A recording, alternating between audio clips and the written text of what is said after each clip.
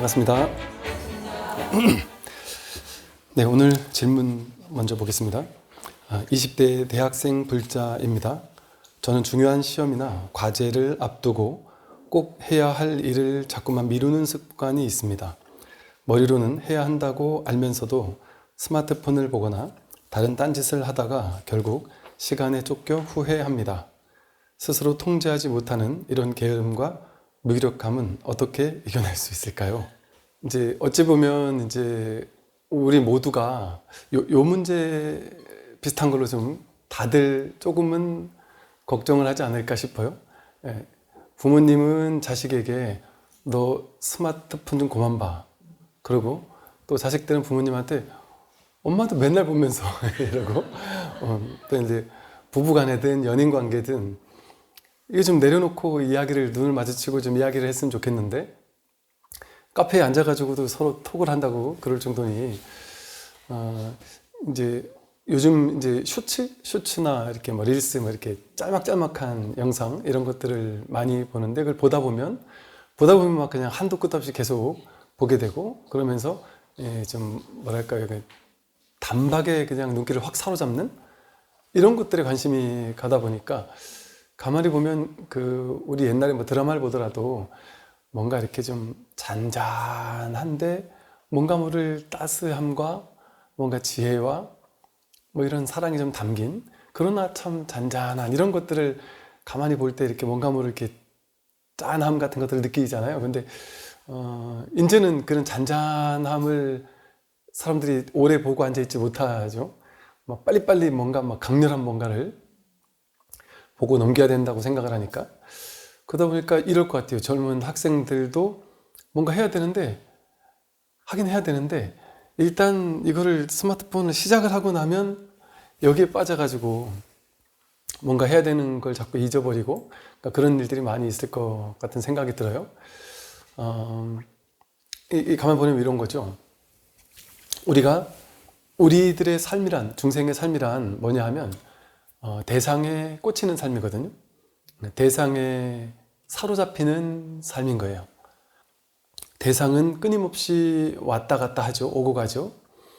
근데 이 스마트폰의 내용도 어찌 보면 우리 삶의 축소판이에요. 삶에서 많은 내용물들이 왔다가 가고 인연 따라 생겼다가 사라지듯이 대상을 보다가 이 사람을 보고 저 사람을 보고 이 사건을 보고 이 일을 보고 저 일을 보고 이러다가 스마트폰을 보는 거거든요. 그러면 무언가 대상을 보고 대상에 꽂혀 있을 때 그 대상을 보면서 좋다, 나쁘다. 그러면서 거기에 이제 계속 사로잡히는 거예요, 의식이. 그러니까 그 어떤 하나의 대상을 보다 보면 그 대상의 이야기의 스토리에 빠져들어가요. 그럼 그 대상의 스토리에 빠져들어가면 거기 막 무한정 빠져들어가면서 내가 거기에 막 온갖 생각, 판단, 해석을 입히면서 그 속에 그냥 나도 모르는 늪처럼 그냥 빠져들어가는 그런 거죠. 우리 삶에서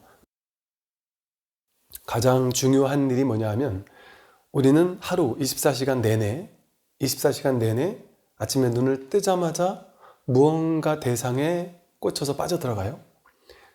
눈을 떠가지고 무언가를 보고 빨리 화장을 하고 세수를 하고 밥을 빨리 먹고 그리고 빨리 회사를 가고 또 무언가를 하고 이걸 하고 저걸 하고 아침엔 뭘 하고 오후엔 뭘 하고 이걸 보다가 저걸 보다가 계속 대상에만 끌려다니는 삶을 평생 살거든요. 한평생. 그것은 진실은 보지 못하고 바다는 보지 못하고 바다 위에 피어나는 인연 따라 생겨나고 사라지는 파도만 보는 삶과 똑같아요. 그러니까 진실은 한 번도 바라보지 못한 채 거짓만을 바라보는 삶인 거죠. 허망한 망상만을 바라보는 삶인 거죠. 왜냐하면 대상이라는 것은 모든 대상의 이야기 내용은 그것 자체로 옳거나 그를 수가 없어요. 이 세상에 어떤 행위가 절대적으로 옳거나 절대적으로 그를 수 있을까요? 어떤 사람이 절대적으로 훌륭하거나 훌륭하지 않을 수 있을까요? 불교에서 가장 기본적인 그 지혜가 본래 선악은 없다라는 거거든요. 제가 군에 있을 때 장병들에게 이렇게 얘기를 해보니까 몇몇 친구들이 아니 선악이 왜 없어요? 있지요? 이렇게 얘기하는 친구들이 있어요. 근데 제가 좀만 설명을 하면 그러네요. 선악은 본래 없네요. 이렇게 되게 쉽게 받아들이더라고요. 그 제가 어린이 여름 불교학교 할 때 고학년 학생들을 데리고 선과 악이라는 게 본래 정해진 실체가 있을까에 대해서 이제 막 얘기를 나눠본 적이 있었거든요. 그런데 한 중고등학생쯤 되면은 의외로 쉽게 좀 이해를 하고요. 선악이라는 게 정말 그게 정해진 게 없을 수 있군요. 없는 그게 맞는 것 같은데요? 이렇게 의외로 이렇게 좀 어렵지 않게 그 아이가 이거는 선이잖아요. 이건 악이잖아요. 말할 때 이렇게 다양한 비유로 들어서 설명해주면 그럴 수도 있네요. 그럴 수도 있네요 하면서 신기하네요.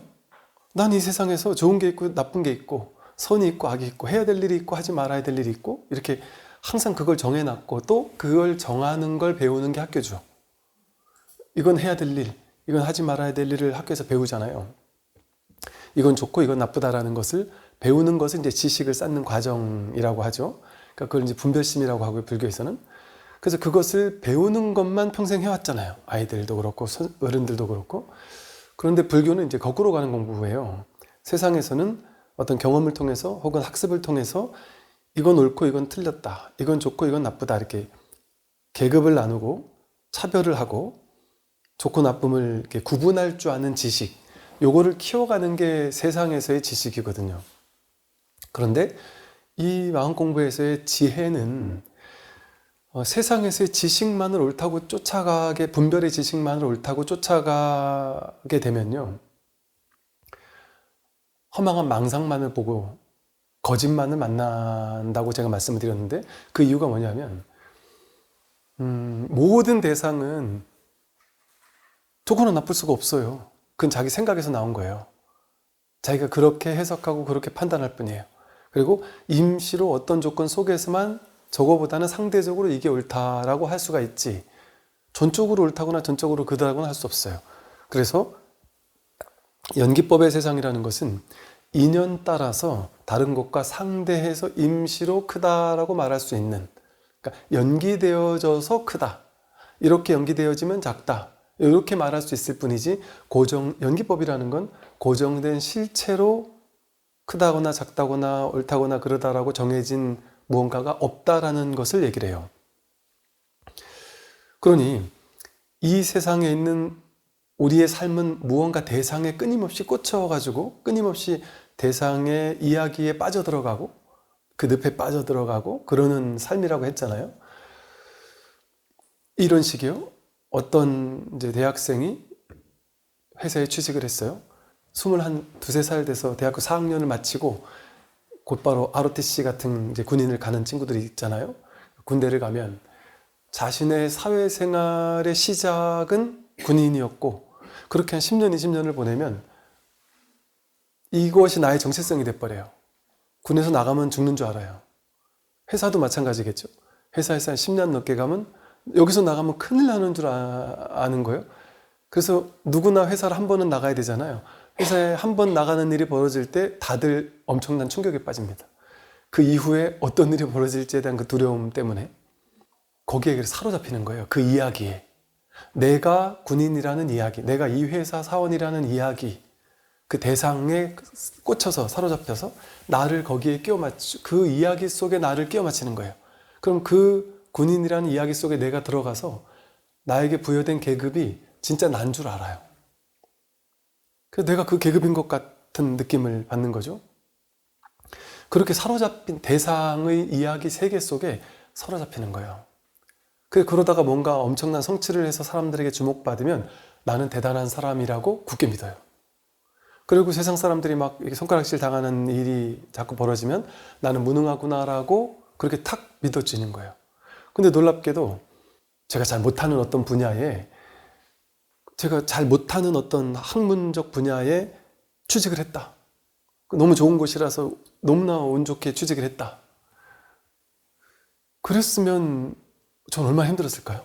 얼마나 스트레스를 받았을까요? 얼마나 괴로웠을까요?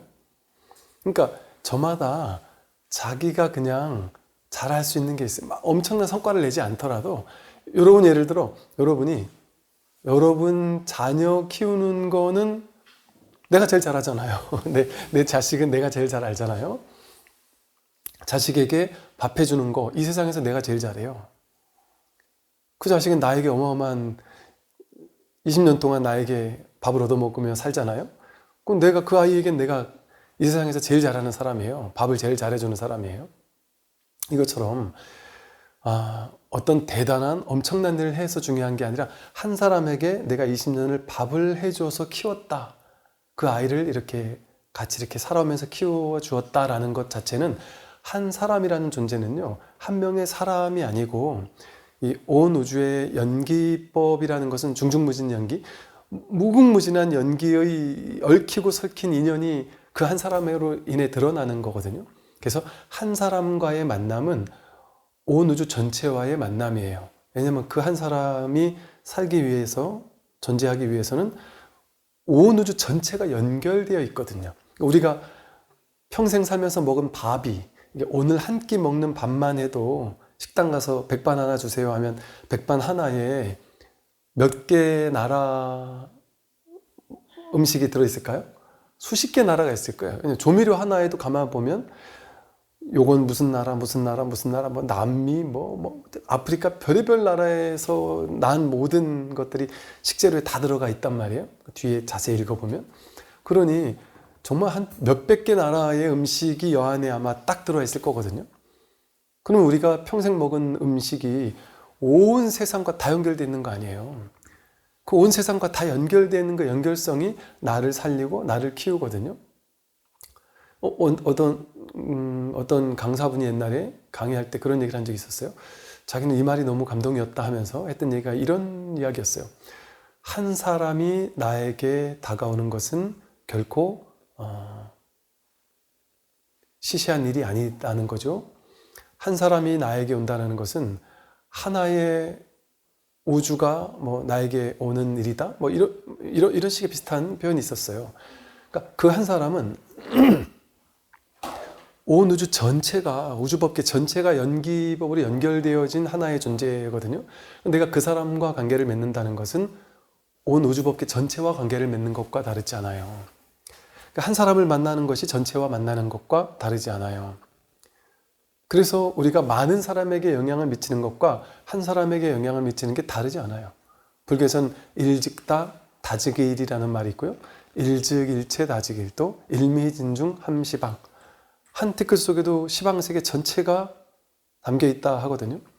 우리라는 존재 한 명 한 명이 온 우주 전체가 이렇게 꽃피어난, 부처님이 법이 이걸로써 이렇게 피어난 이 역할극을 하고 있는 거거든요. 우리 마음 하나가, 법 하나가, 진리 하나가 이 역할극을 그냥 우리가 이렇게 가까이서 이렇게 지켜보고 있는 거예요. 그렇기 때문에 모든 사람은 특출나게 잘난 사람이나 못난 사람이 따로 없어요.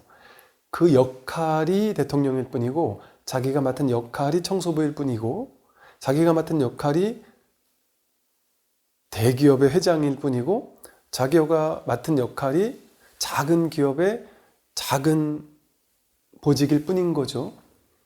그런데 이 큰 공장을 돌릴 때 무수히 많은 수백 수만 개가 있는 톱니바퀴가 하나의 톱니바퀴만 빠져도 그 공장이 가동되지 않는 것처럼, 연기법의 연결성에서는 나 하나가 빠지면, 여러분 하나가 빠지면 온 우주 전체가 사라지지 않나요?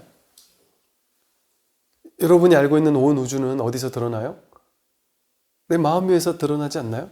내 마음이 없이 세계가 있었던 적이 있나요? 마음 바탕 위에서 세계가 드러나요. 그런데 자기식대로 드러나는 건 자기 분별의 마음, 분별심으로 드러난 세계예요. 근데 분별심으로 드러난 세계는 저마다 다 다른 세계예요. 그래서 우리는 만법 유식이라고 해서 자기 의식을 가지고 저마다 자기만의 세계를 만들어서 그 세계 속에 자기 혼자 살아요. 그 세계는 자기에게만 보이는 세계예요. 자기에게만 드러난 세계예요. 망상의 세계죠. 꿈 같은 세계예요. 근데 우리는 다 남들도 이런 세계에 살고 있다고 생각해요. 똑같은 세계에 다들 이렇게 살고 있다고 생각해요. 우리가 세상을 바라보는 관점, 견해가 다 다르잖아요. 그러니까 다 분별의 세계로 저마다 다른 세계를 살고 있는데, 그 분별하는 마음, 이전에 분별하는 마음이 어디서 드러났는지를 보게 되면 이것은 그 바탕에 하나의 세계란 말이에요.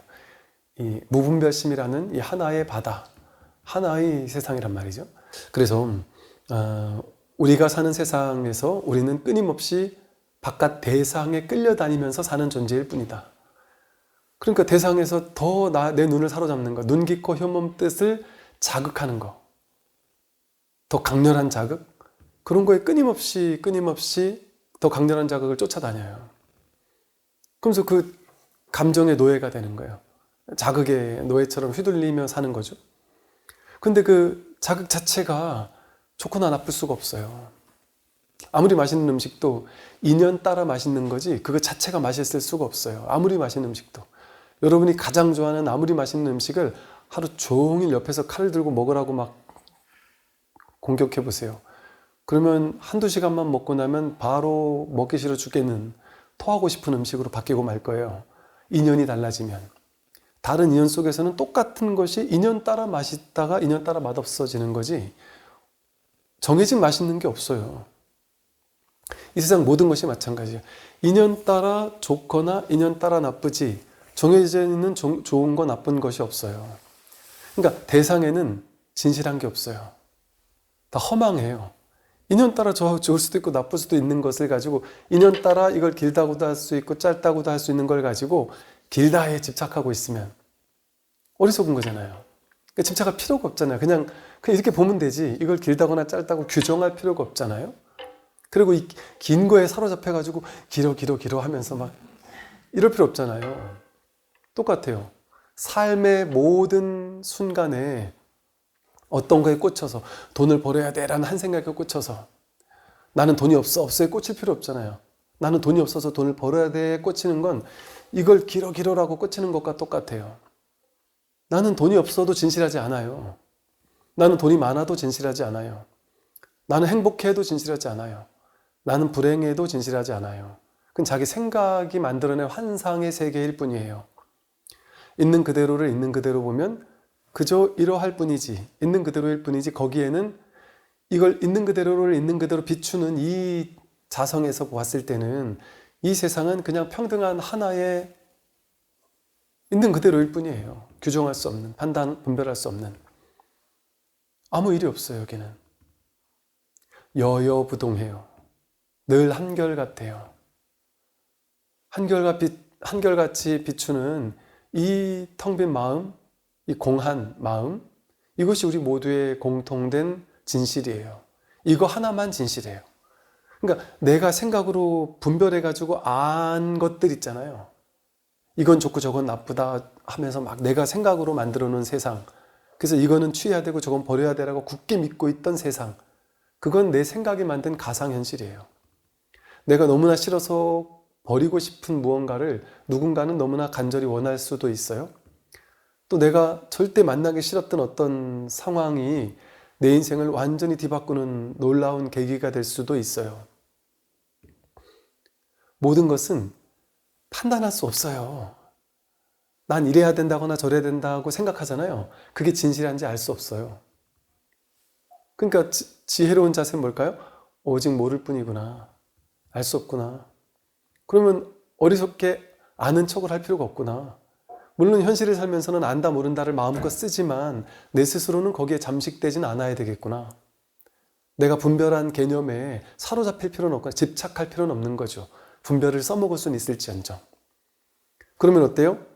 여러분 이제 어떻게 살아야 되죠? 뭐 먹고 사는 게 좋은 일일까요? 여러분 자식은 어느 회사에 취직하는 게 좋은 걸까요? 여러분 자식이 집에 몇 번 찾아오는 게 좋을까요? 남편은 나한테 어떻게 해주는 게 좋은 걸까요? 점심때 뭐를 먹는 게 좋은 걸까요? 비싼 가방을 드는 게 좋은 걸까요? 하나라도 알 수 있는 게 있나요? 뭐가 좋은지를 하나라도 분명하게 알 수 있는 게 있을까요? 그냥 자기 선택이잖아요, 그냥. 그래서 이 삶은요, 자기가 선택하고 그 선택의 결과를 책임질 뿐이에요. 그게 인간보라고 하죠. 그런데 우리들은 선택하고 선택의 결과를 받을 뿐이거든요. 근데 우리는 좋은 선택, 나쁜 선택이 정해져 있을 거라고 생각하니까 좋은 선택을 해야 된다라는 강박에 시달려요. 그리고 좋은 선택을 찾아내야 된다고 집착해요. 그러니까 생각을 굴려요. 좋은 선택을 찾기 위해서. 하지 말라는 건 아니에요. 마음껏 생각으로 좋은 선택을 찾는 것, 최선을 다해 찾는 건 좋아요. 그런데 어차피 우리는 완벽하게 좋은 선택을 찾는 것에 완벽하게 실패할 거예요. 100% 올바른 걸 찾으려고 하면, 왜 100% 올바른 건 없으니까요. 그러니까 뭐만 하면 돼요. 완벽주의는 어리석은 거예요. 내가 할 수 있는 최선으로 가장 지혜로운 선택을 하면 돼요. 내가 할 수 있는 거. 그리고 선택을 하고 최선을 다해 선택을 하고 그냥 믿고 맡기면 돼요. 자기를 믿으면 돼요. 그게 실패하면요. 왜 어때요? 실패하면 어때요? 내 선택이 실패하면 안 되나요? 실패하는 건 나쁜 일이 아니라 실패하는 건 배우는 거예요. 깨닫고 다른 걸 하면 되죠. 전혀 두렵지가 않아요. 실패하는 것이. 과도하게 집착하지 않으면. 그 삶이 되게 가벼워져요. 그리고 삶에 이렇게 내맡기듯 흘러가며 살게 되니까 스트레스가 없죠. 가볍게 흐르죠. 그리고 고정 정해놓은 게 없으니까. 근데 우리는 왜 정해놓는지 아세요? 선생님, 그런데요, 사실은 나는 그럴 수 있어요. 나는 막 인연 따라간다 이럴 수 있어요. 근데 제가 인연 따라간다 해가지고 요걸 하게 되면 남들이 나를 우습게 보는데요? 이게 두려워가지고 그걸 선택하는 게 두려운 거예요. 인생이 잘못되는 게 두려운 거예요. 남들의 시선이 두려워서, 남들에게 욕먹기 싫어서, 남들에게 그거밖에 안 되니 소리 듣기 싫어서. 처음 결혼하는 20대, 30대 이제 부부들 중에 이런데 우리 돈도 없고 하니까 어디 빌라에 월세 살자 이랬더니 나는 첫 집만은 어떤 일이 있어도 아파트에 반드시 살아야 되고, 아파트가 싼 거는 상관없는데 아파트에 반드시 살아야 되고, 리모델링 된 아파트에 반드시 인테리어 된 아파트에 나는 살고 싶어. 그러니까 두 번째부터는 상관없어. 처음에는 반드시 그러고 싶어 이러더라는 거죠. 왜 도대체 우리 돈도 없는데 왜 그러는데 도대체. 그랬더니 두 번째부터는 안 그러는데 처음 결혼을 하면 집들이 할 친구들이 너무 많다는 거예요. 근데 내가 빌라에 허름하게 살면 결혼을 실패했다라는 걸 증명하는 것 같아서 그게 두렵다는 거죠. 그 생각을 믿게 돼요. 남들의 이목을 믿게 돼요. 우리가 지혜로운 삶을 살기 위해서 가장 중요한 게 남들이 나를 어떻게 볼까, 뭐 신경 안 쓰려고 안 써지는 건 아니지만, 남들이 나를 어떻게 볼까 몰라요. 지 알아서 보대로 보겠죠, 뭐. 그죠? 부처님도 부처님을 나쁘게 본 사람 많았잖아요. 막 죽이려는 자객을 보낸 사람도 있었고, 엄청나게 욕을 먹으셨단 말이에요, 부처님도. 그러니까 욕을 안 먹을 수 없어요, 삶은. 그래서 욕을 안 먹고 사는 건 불가능한 거예요. 그리고 그 사람이 나를 어떻게 욕할지 나는 알 수도 없어요. 내 뒤에서 어떻게 욕할지 내 뒤에서 욕할까봐 그 사람 뒤를 쫓아다니면서 나 없으면 욕할까봐, 젊을 때 보면 친구들 몰려다니다가 나만 혼자 싹 사라지면 내 뒤에서 이 친구들이 몰려서 내 욕할까봐 두려워하는 친구들이 있잖아요. 그럴 필요 없어요. 이게 그냥 한번 툭 내려놓으면 되거든요, 사실은. 근데 이거를 죽을 때까지 못 내려놓고 사는 분들이 많이 계세요. 뭔가 보여지는 게 되게 중요한 거예요, 자신의 인생에서. 너무 중요한 사람들이 있어요. 자기가 자기를 묶는 거예요. 자승자박으로 꽁꽁 묶는 거예요. 마음껏 욕을 먹으세요. 욕먹는 자유를, 나를 욕하는 자유를 그들에게 허용해 주세요. 나한테 들키지만 말고 욕해. 이렇게. 됐으면 내 뒤에 가서 욕해. 하든지. 이렇게 우리는 분별 경계에 끌려다닌단 말이에요. 자기에게로 돌아오지 못하고 바깥으로 이렇게 시선이 항상 바깥으로 가 있어요. 이게 좋은가? 저게 좋은가? 나한테 욕하나? 나 칭찬하나? 칭찬 듣고 싶어. 비난 듣고 싶어. 비난을 들으면 안 돼. 뭐 이런 생각들 있잖아요. 평생 살아가는 삶의 원동력이 눈이 바깥 태양에 있는 거예요. 바깥 대장에 꽂혀 있는 거예요. 딱 회광반조해서 자기에게로 돌아오지 못한단 말이에요. 자기에게로 돌아오는 건 뭘까요? 분별을 따라가지 않는 거예요. 비교 분별심을 따라가지 않고 타인이 나를 어떻게 하면 이런 거 따라가지 않는 거예요. 그럼 자기로 돌아온다는 건 뭐예요? 자기가 진짜 자기는 뭐냐면, 분별하는 건 진짜 자기가 아니에요. 바깥에 있는 대상을 내 식대로 해석하는 생각이에요. 그 생각도 바깥이에요. 그러니까 진짜 자기가 아니에요. 분별심도 진정한 자기가 아니에요. 자기로 딱 돌아오면 늘 있던 거가 진짜 자기예요. 왔다 가는 거, 생겨났다 사라지는 건 생겨났다 사라질 거잖아요. 그럼 어떻게 진짜 나라고 하겠어요? 생겼다 사라지는 게 나예요? 인생의 어느 시기에 잠깐 왔다가 잠깐 가는 건 내가 아니잖아요. 영원한 게 자기 아니에요? 영원한 게 없잖아요. 이런 거는 뭐가 있을까요? 이런 게 아무것도 없어서 내가 없는 거예요. 무아예요. 몸뚱아리도 내가 아니고 느낌, 성격, 개성, 생각, 의지, 의식 다 내가 아니죠. 남들이 나에게 내리는 판단도 내가 아니죠. 맞다, 틀리다, 옳다, 그르다 이거 다 내가 아니죠. 내 생각이 아니에요. 인연 따라 생겨난 생각이에요. 여러분이 내 생각, 내 주관이 있는 것 같잖아요. 내 어떤 세계관, 가치관이 있는 것 같잖아요. 내 가치관은 없어요. 인연 따라서 얘가 자기라고 얘가 누구냐? 아상이거든요. 나가 아니라 나라는 모양이거든요. 가짜 모양. 나라는 모양이라는 아상, 에고가 이걸 나로 취한 생각이에요. 이게 내가 아니에요.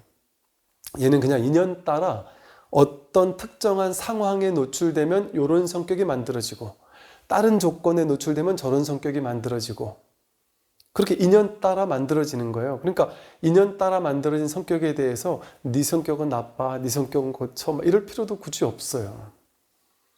그 사람이 문제가 아니니까. 그 조건이 만들어낸 거니까요. 그 어떤 특정한 사람을 미워할 필요는 없는 거죠. 그럼 보세요. 이렇게 모두가 다 분별이잖아요. 그리고 분별은 진실하지 않고 허망하잖아요. 그럼 내가 만나는 모든 삶은 다 분별된 대상을 만나는 거거든요.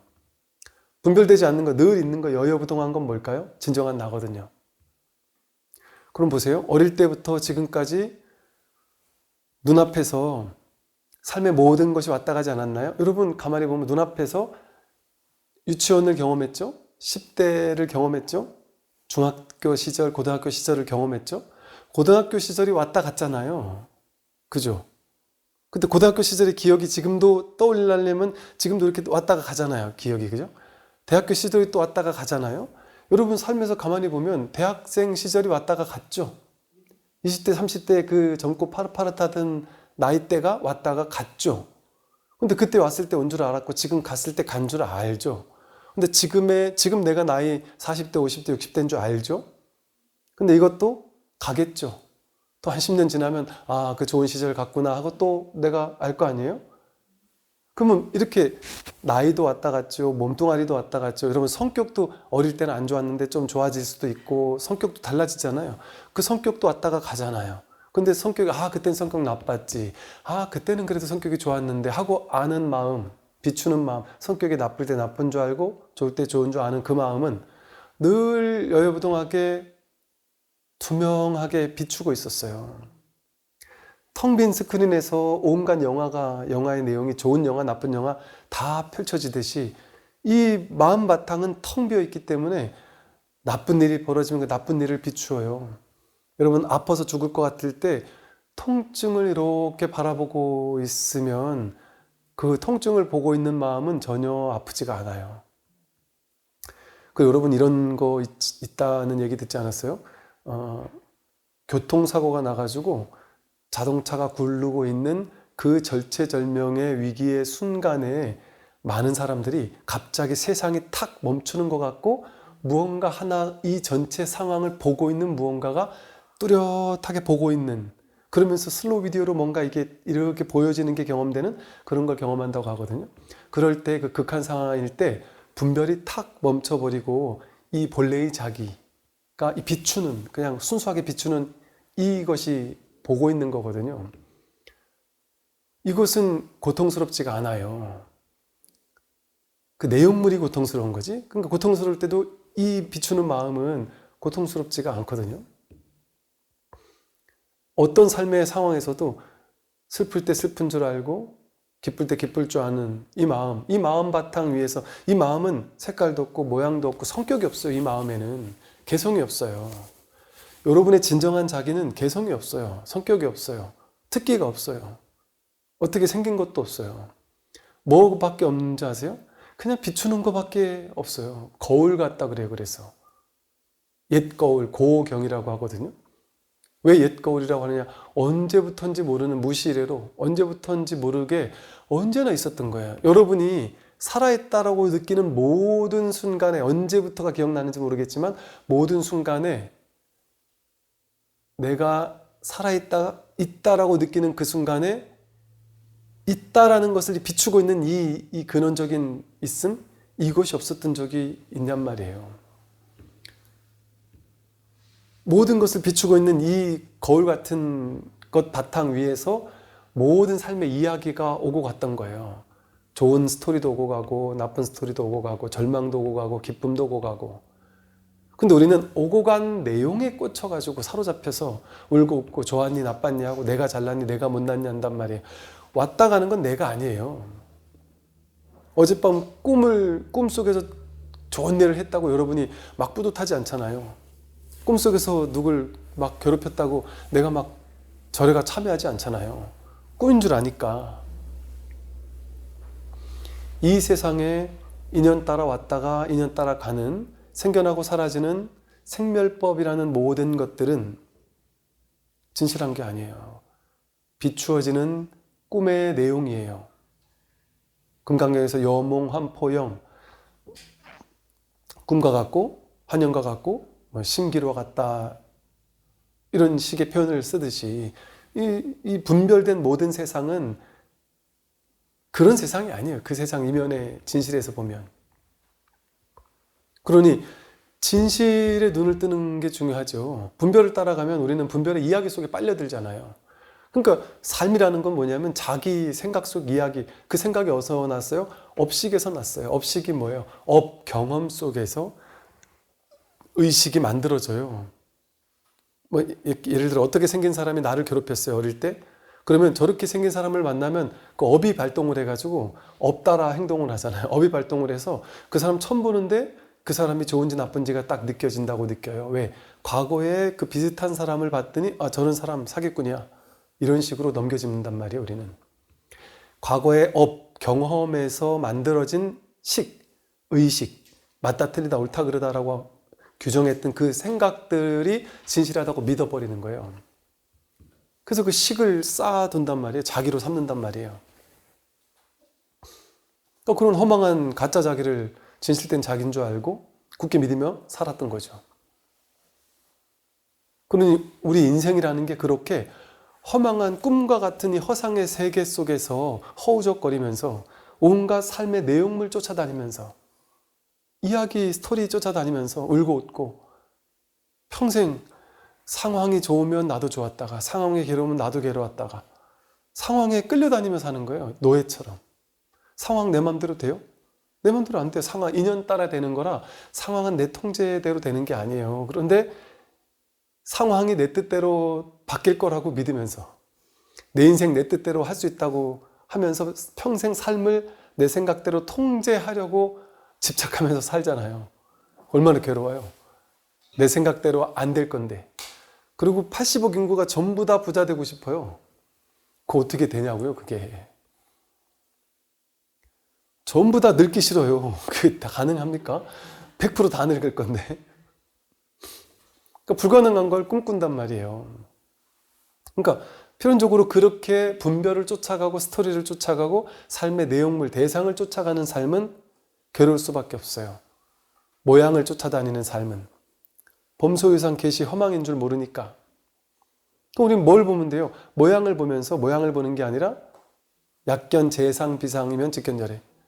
상을 볼 때, 모양을 볼 때 그 모양의 내용이나 모양의 생김새, 모양의 이야기, 스토리를 쫓아다니면서 울고 웃고 취하고 버리고 할 것이 아니라 그 든든한 자기 중심에 딱 자리해서 딱 회광반주해서 자기의 근원의 본래 성품의 마음, 이 한마음짜리에 딱 중심을 잡고 앉아서 이 눈앞에서 지나가는 모든 것들을 그냥 구경하는 거예요. 거울처럼 모든 걸 그저 비출 뿐인 거예요. 그 오고 가는 모든 것들을 보는 자리, 비추는 자리, 여기에는 뭐가 없어요. 좋고 나쁜 게 없어요. 삶이 좋을 것도 없고 나쁠 것도 없고 성공도 없고 실패도 없고 너도 없고 나도 없어요. 너와 내가 전부 다 여기서 비춰지는 그림자예요. 이거 이렇게 그림자잖아요. 내가 아니에요. 내 손을 보듯이 이것도 보잖아요. 나도 보고 남도 본단 말이에요. 이것도 대상이에요. 여러분 몸 이렇게 관찰되잖아요. 몸의 느낌도 관찰되잖아요. 생각도 관찰되잖아요. 몸의 감각도 관찰되잖아요. 관찰되는 대상이죠. 전부 다. 몸이 주관이 아니에요. 주관 객관이라는 게 허망한 생각이에요. 그냥 이 마음 하나뿐이에요. 진실에는. 그러니까 이 자리를 딱 확인하고는 여기에 딱 중심을 잡고 있는 것, 그것이 진실한 삶이죠. 그러면 이제 어떨까요? 이 위에 모든 일은 전부 다 눈앞에서, 목전에서 오고 가는, 인연 따라 오고 인연 따라 가고 인연 따라 생겨난 모든 것은 생주이멸, 성주개공, 생로병사할 뿐이에요.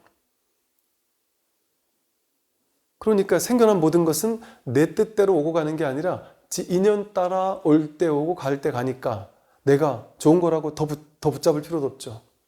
내 뜻대로 될 게 아니니까. 가는 건 또 인연 따라 간단 말이에요. 그러면 오는 것은 오도록, 가는 것은 가도록 허용해주면, 내버려두면 아무 문제가 없죠. 어차피 내 뜻대로 오고 가고 하는 게 아니니까 고집할 필요는 없죠. 그러나 오고 가는 것이 내 뜻도 오고 가는 거니까 내 뜻으로 더 오게 하고 더 가게 하는 마음을 쓰는 건 괜찮아요. 분별하는 건 괜찮아요. 그 분별에 집착하지 않을 뿐이고 분별의 실체를 알아서 거기 고집하지 않을 뿐이지. 그러니까 지금하고 똑같이 살아도 된단 말이에요. 무엇이든 가지려고 하고 노력하고 애쓰고 살아도 좋단 말이죠. 다만 그 진실의 자리에서 그게 내 뜻대로 되는 게 아니구나. 진정한 자기는 이 목전에서 모든 것을 이렇게 보는, 구경하는, 이 뭐가 목전일까요? 어디서 이게 오고 가요? 목전 이러니까 눈앞이란 말이잖아요. 눈 앞에서 이 세상이 오고 가는 것 같이 느껴지잖아요. 우리가 보기에는 눈을 기준으로 하면. 그러니까 목전이라고 했는데 이 앞에서만 오고 가요. 세상이. 뒤에서도 오고 가고 이 안에서도 오고 가고. 그러니까 목전이라는 거는 어디 위치를 얘기하는 게 아니에요. 허공법신 전체를 얘기하는 거예요. 허공법계 전체가. 허공법계 전체가 자기예요. 자기 마음이에요. 온 우주 전체가 자기 마음이에요. 이 텅 빈 허공법신, 허공법계 위에서 삶 전체가 이렇게 경험되고 있잖아요. 그럼 여기 있으면 세상에 모든 일이 벌어지는데 어떤 일도 일어나는 바가 없어요. 일어나는데 일어나는 바가 없어요. 일어나는 일이 없다는 건 아니에요. 일어나요. 일어나는데 허망하잖아요. 허상이잖아요. 인연 가합으로 그냥 오고 가는 거란 말이죠. 그 모양일 뿐이란 말이에요. 그러니까 모양을 그냥 지켜볼 뿐이에요. 그걸 분별하지 않고. 그럼 그 여여부동안 언제나 진실된 자리에 뿌리내리고 있을 수가 있는 거죠. 그래서 이렇게 뭐 얘기하다 보니까 뭐 대학생 이야기에서부터 너무 길게 왔는데 사실은 모든 질문이 근원에서는 이 마음을 깨닫는 게 답이기 때문에 결국에는 이야기를 하다 보면 결국 이 하나로 돌아올 수밖에 없는 거예요. 모든 질문의 답이 여기로 돌아올 수밖에 없는 거예요. 그러니까 뭐 100가지, 1000가지, 수억 가지 뭐 많은 질문을 매주 다른 질문을 하는데 맨날 똑같은 답을 하더라도 양해를 하시고.